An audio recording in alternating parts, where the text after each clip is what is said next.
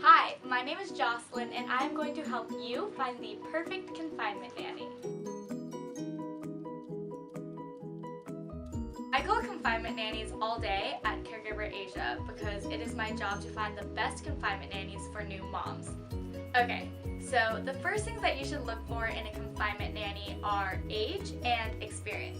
Typically at Caregiver Asia, we look for confinement nannies in between the ages of 23 and 65.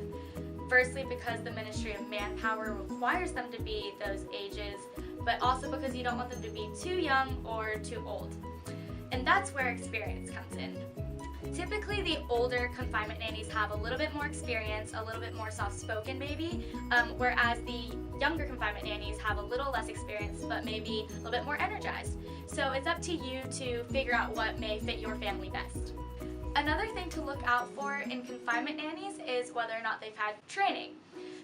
Many nannies have had actual training at confinement training centers. It's fantastic, they actually go through lessons. However, most don't have training, which is completely fine. Don't be put off by it.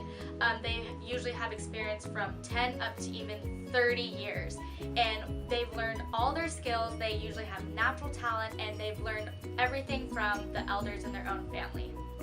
Communication. Communication is a key factor between the confinement nanny and the mom. When they meet, the mother needs to be able to speak her requirements, her likings, her dislikings, for her to feel ultimately comfortable in her own home. At Caregiver Asia, we have nannies that speak many languages and many dialects, from Mandarin to Malay, and some even speak English. Another thing you want to look for when finding a confinement nanny is whether or not they do simple house cleaning and just general cleanliness, because this is a period of rejuvenation for moms, so it's very, very important to rest.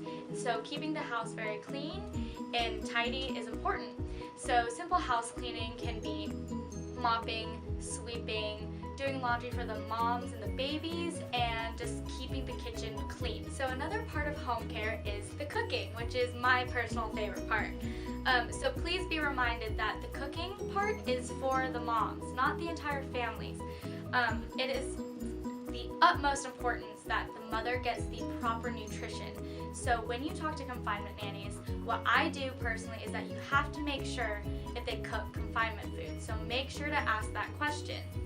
So finally, the most important thing to find out about your confinement nanny is how well they handle your babies. And this is the most important because they are with your baby 80 to 90% of the time.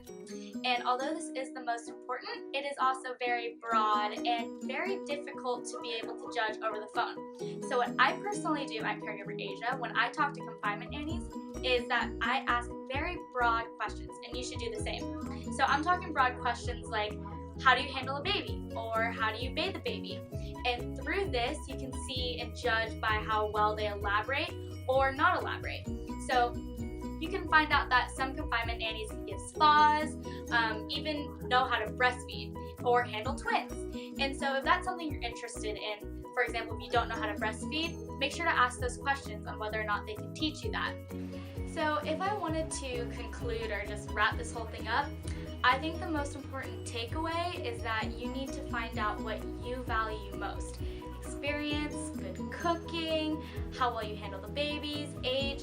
You have to decide for yourself what matters to you and what's important to you.